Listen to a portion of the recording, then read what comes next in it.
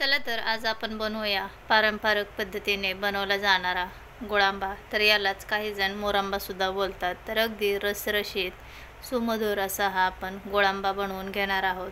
तर बनवायला अगदी सोपा आहे। चला सुरुवात करूया। व्हिडिओ शेवटपर्यंत नक्की पहा।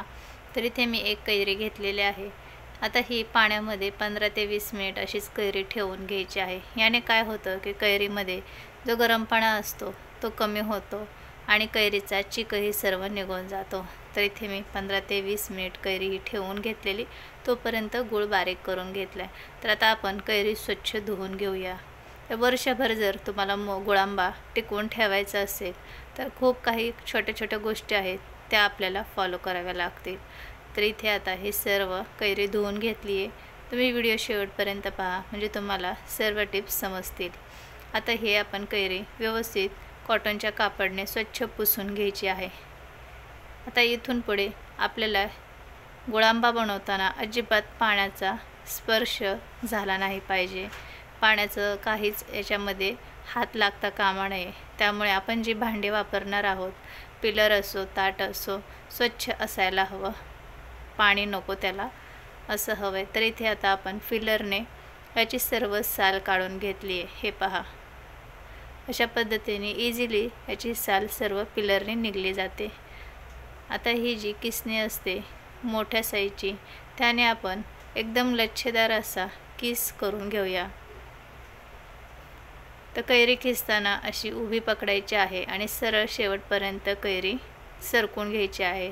ते पहा, एकदम रसरशीत असा लच्छेदार आपल्याला कैरीचा किस मिळतो आणि सहज किसता येतं। ते पहा किती चांगला इथे किस पडलेला आहे।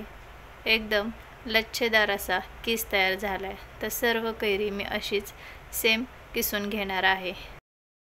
तर इथे सर्व कैरी किसून घेतली आहे आणि आपला आता इथे कैरीचा किस तयार झाला आहे। तर आपण एका वाटीने हा किस मोजून पाहूयात, म्हणजे आपल्याला गूळ किती घ्यावा लागणार आहे याचा अंदाज येईल। तर इथे साधारण 1 वाटी बरोबर हा किस झालेला आहे। तर आपण गूळ एवढाच वापरणार आहोत। तुमच्या आवडीप्रमाणे जर तुम्हाला अति गोड आवडत असेल तर आणखीन अर्धी वाटी गूळ घालू शकतात। मी इथे समप्रमाणामध्ये गूळ आणि कैरीचा किस घेतलेला आहे। परफेक्ट असा गुळांबा तयार होतो। तर कढईमध्ये आता आपण हा किस टाकून घेऊयात आणि याला 1 मिनिटभर चांगलं परतवून घेऊयात। आता इथे तुम्ही 1 चमचा तूप टाकूनही हा किस टाकू शकतात। आमच्या आईंना तुपाच्या कोणत्याही वस्तू आवडत नाहीत, म्हणून मी ते तुपाचा वापर केलेला नाही आहे आणि त्यांनाच जास्त करून हा गुळांबा आवडतो, त्यामुळे मी इथे तूप वापरत नाही आहे। तुम्ही जर तूप खात असताल तर 1 चमचा तूप टाका आणि त्यामध्ये हा किस 1 मिनिटभर परतवून घ्या, त्याने सुद्धा खूप छान टेस्ट येते। तर 1 मिनिटभर आपण हा केस वाफवणार आहोत आणि आता यामध्ये गूळ टाकून घेणार आहोत। तर बरोबर 1 वाटी इथे गूळ घेतलेला आहे मी चिरून। आता हा गूळ आपण वितळवून घेऊयात। तर गॅसची फ्लेम कमी ठेवायची आहे आणि व्यवस्थित यामध्ये गूळ मिक्स करून घ्यायचा आहे।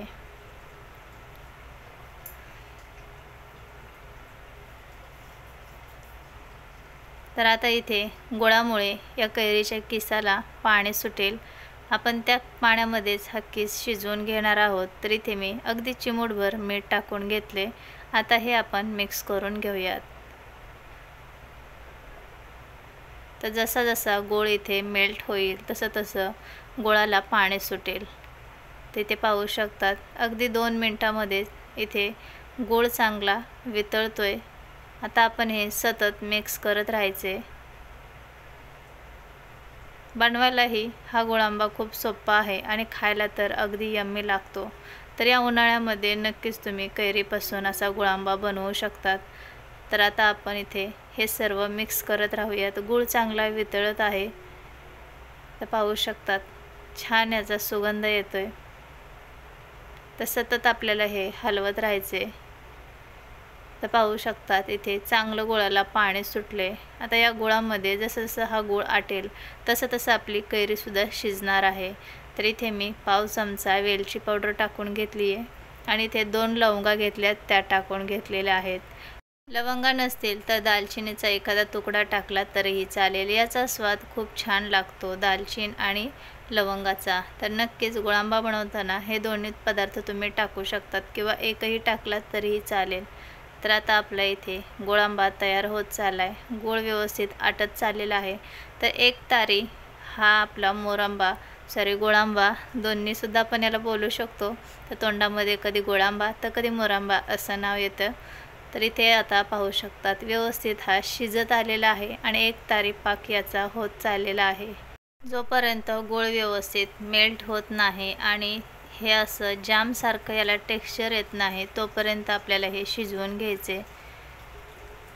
तर एकदम कलर याचा छान आलेला आहे. तर आपण इथे चक्कीचा गूळ वापरलेला आहे त्यामुळे याला कलर डार्क असा आलेला आहे. एकदम ब्राउनिश दिसत असेल तुम्हाला. तुम्ही या गुळाच्या ऐवजी पिवळा गूळ वापरलात तरीही चालू शकेल. तर ते परफेक्ट असे याला कन्सिस्टन्सी आलेली आहे. तर परफेक्ट आपला इथे गुळांबा तयार झाले. हे पहा अशा पद्धतीचं याला टेक्स्चर यायला हवं तोपर्यंत आपल्याला हे शिजवून घ्यायचे. हे पहा अगदी याला जामसारखं टेक्स्चर आलेलं आहे. असा हा रसरशीत गुळांबा तयार व्हायला हवं. खूप ओलसर ठेवलं आणि लगेच गॅस बंद केला तर वर्षभर अजिबात हा गुळांबा टिकणार नाही. त्याला बुरशी लागते किंवा हा खराब होऊ शकतो. त्यामुळे व्यवस्थित हा शिजवून घ्यायचा आहे. खूप ओलसर ठेवायचा नाही. तर आता हे आपण एका बाउलमध्ये काढून घेऊयात आणि पूर्णपणे थंड होऊ द्यायचं आहे आणि नंतरच स्वच्छ काचेच्या भरणीमध्ये स्टोअर करून ठेवायचा आहे. अगदी जशाचा तसा तो राहतो आणि त्याची टेस्टसुद्धा अजिबात चेंज होत नाही. ते पाहू शकतात एकदम मस्त चमचमीत असा अगदी जामसारखा दिसणारा आपला गुळांबा तयार झालेला आहे. अगदी साध्या सोप्या पारंपरिक पद्धतीने मी तुम्हाला इथे गुळांबा कसा बनवायचा हे सांगितलेलं आहे. तर जेव्हा तुम्हाला खूप भूक लागली असेल आणि घरामध्ये कोणतीही भाजी नसेल त्यावेळेस तुम्ही चपातीवरती तूप लावून हा गुळांबा लावून घ्यायचा आणि मस्त खाऊन घ्यायचा. लहानांपासून ते मोठ्यांपर्यंत सर्वांना खूप आवडेल. अगदी यम्मी टेस्ट लागते याची. करून तर पहा तुम्ही. किंवा तुम्ही हेच ब्रेडलासुद्धा जॅमसारखं लावून खाऊ शकतात. अगदी टेस्टी लागतं.